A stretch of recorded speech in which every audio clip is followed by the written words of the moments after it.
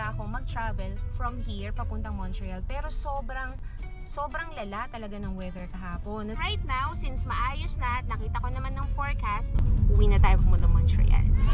But before tayo pumunta sa Montreal ngayon, it's gonna take us about 2 hours para mag-travel. Pupunta muna tayo dito sa pinaka-favorite na fast food or fried chicken place ng mga taga-Canada. At ito ay ang Popeyes. So, pupunta ngayon tayo sa Popeyes para meron tayong pasulubong at papunta sa Montreal. So, ito na yun guys, oh. So, ito na yan, Popeyes. So, we're here. Ayan, higa na, punta na tayo dito sa Popeyes. Yan, medyo umuulan-ulan pa. Ayan guys, nandito tayo ngayon sa Popeyes. Order na ako ng chicken rice. Sarap kasi ng Popeyes eh. Kahit ako yun ang favorite ko yung Popeyes. Normally guys, dito sa Popeyes, nandito eh. Normally, maraming tao pero ngayon wala masyado. So, this, hindi masyadong magulo. Bango ng chicken.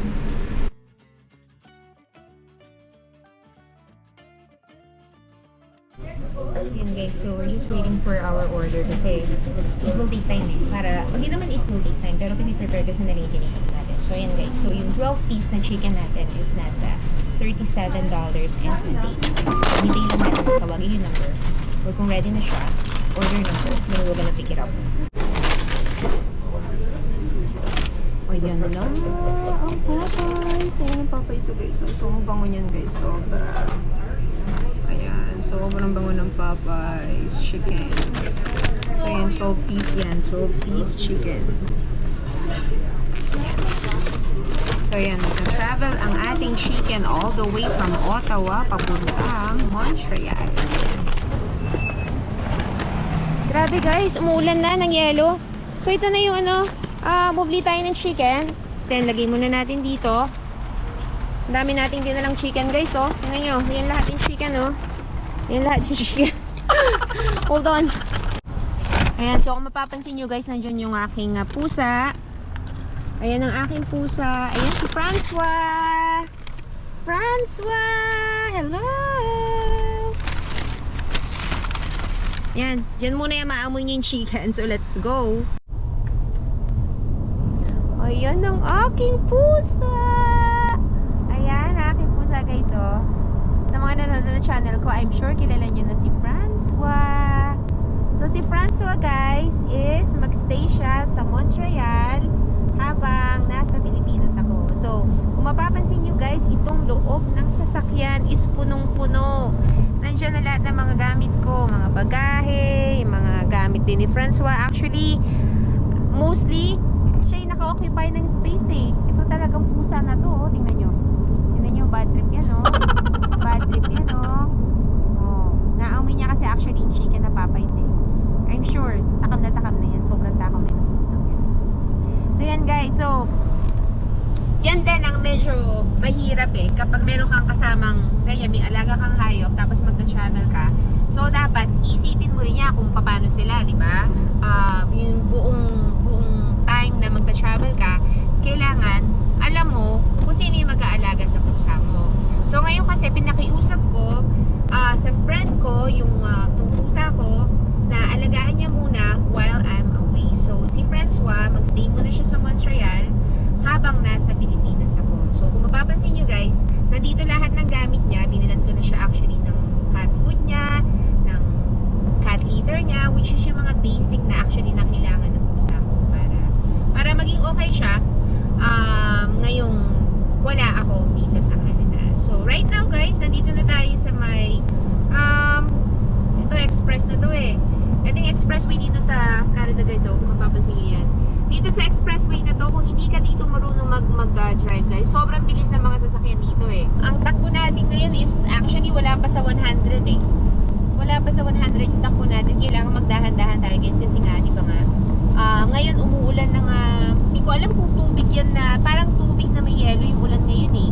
So kailangan dahan-dahan ka kasi baka bumaba yung temperature, madudulas tayo. So yun lang. So this is our way going to Montreal. So I will update you later pag dumating na tayo. So grabe, amoy chicken yung loob ng Popeyes yung loob ng sasakyan. Gugutom na ako. Sarap talaga ng Popeyes eh. So comment down below guys ha, sino ba dito yung Team Jollibee tsaka Team Popeyes? Actually ako, both. A little bit of both. Kasi para sa akin ha, yung lasa ng Jollibee tsaka Popeyes is pareha silang masarap eh. But they're good. Pero para sa akin personally, mas gusto ko yung Popeyes eh. Mas gusto ko yung Popeyes compare sa Jollibee. Pero kapag ang Jollibee or Chika Joy natin, sinabayan mo na ng gravy ng Jollibee, which is walang ganun kasarap, kasing sarap ng gravy ng Jollibee ang Popeyes, pipiliin ko pa rin ng Jollibee. So, yun lang. So, yan, ang ganda ng araw ko. Ngayon lang ulit umaraw.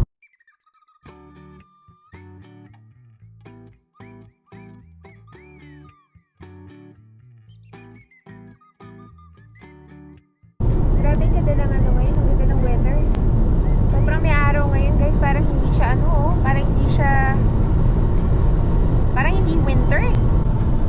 So medyo malayo-layo din yung travel time natin from Ottawa to Montreal. Pero maganda kasi dito guys, dire-diretso lang. So dahil wala namang traffic, hindi katulad sa atin na sobrang puro traffic, hindi mo mararamdaman yung layo eh. So parang nag-travel ka lang from, alam mo yung tipong na-traffic ka lang from Manila to Laguna. So parang ganun lang din yung feeling kapag nag-travel ka ng ito nga, from Ottawa or Ontario papunta sa Quebec.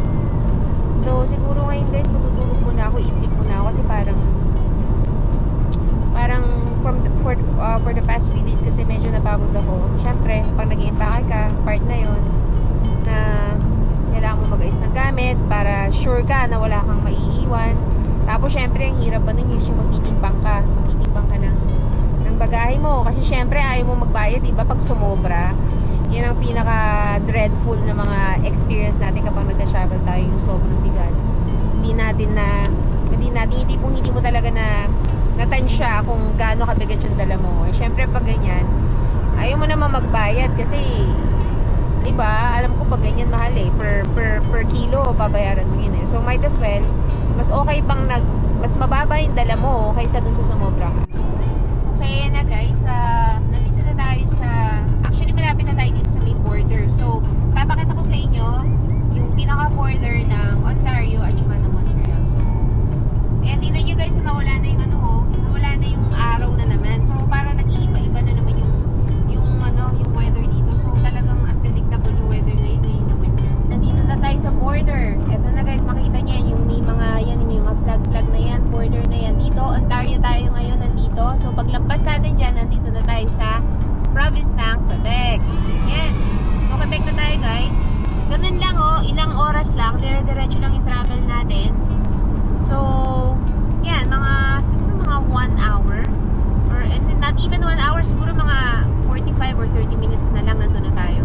So pagpasok natin mismo dito sa province ng Quebec guys, mapapansin nyo yung mga signs na nakalagay dyan, yung mga pavement signs or yung mga traffic signs or whatever.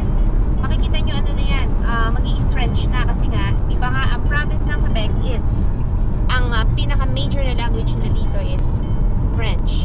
So kapag sa Ontario ka, hindi masyadong ganun ka kahigpit yung kailangan na magsalita ka ng French. So okay lang naman yung English. So dito sa Quebec province guys is bilingual sila, kailangan. Parang prerequisite sa kanila na alam mo magsalita ng French. So we're here. Diyan na tayo.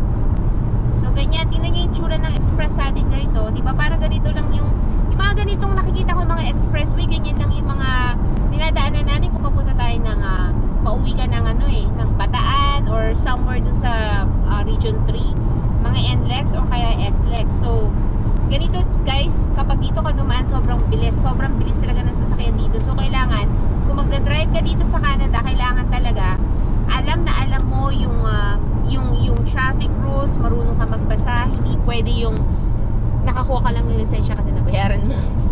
So bawal yung guys, as in hindi ubra sa Canada yung dito guys, kasi unang-una delikado sa iyo, para sa iyo, at sa other road users. So, kailangan maging safe ka kapag magda-drive. So, tingnan nyo guys, may kasabay tayong ano.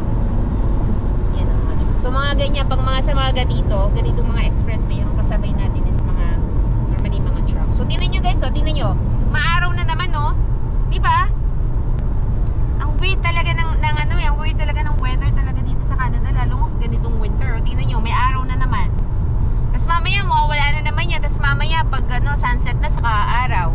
Ganun dito eh. Normally, ang sunset dito, guys, ang sunset dito is sunrise. Ang weird. So, ganun lang. So, kung pupunta ka dito sa Canada, masasanay ka sa ganyang klase ng weather.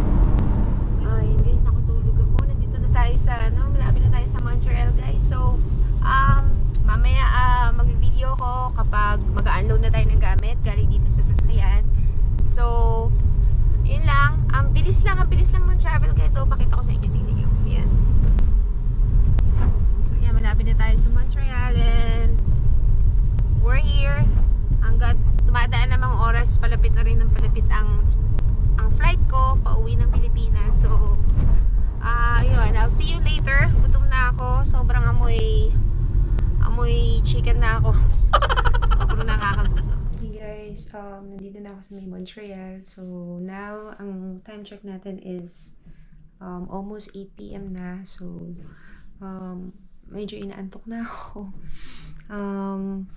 Actually, nagtatry na akong mag-upload ng videos ngayon para tomorrow, at least bago ako makalis, sana maka-upload ako. So, yun lang. Yung pusa ko nasa may basement. So, pakita ko lang kung anong itsura nitong kwarto. So, yan. So, yan. Nandito tayo ngayon sa may Montreal. So, dito ako ngayong gabi matutulog. So, nakitulog muna tayo sa... Buti na lang meron tayong mga mababait na friends. Siguro ngayon, magpapahinga na ako. Actually, nagugutom ako pero hindi na siguro ako kakain kasi parang... Ewan ko, parang masama yung pakiramdam ko alam mo naman pag mag-travel, hindi pwede yung masama yung pakiramdam. So, yun lang guys. So, tomorrow... flight na natin pauwi ng Philippines. So sana maging safe naman ang ating upcoming trip. So yun lang. So guys, see you tomorrow and good night. Ayan na guys. So yung pusa ko sa Francois. So naglalambing. Siguro nararamdaman niya na flight ko na tomorrow. So naglalambing yung pusa ko. Tingnan mo yun. Hindi nyo kanambon yung pusa na yan, yun. Nay. Ayan o. Mamimiss niya ang ina niya. Mamimiss niya ang ina. Ang ina.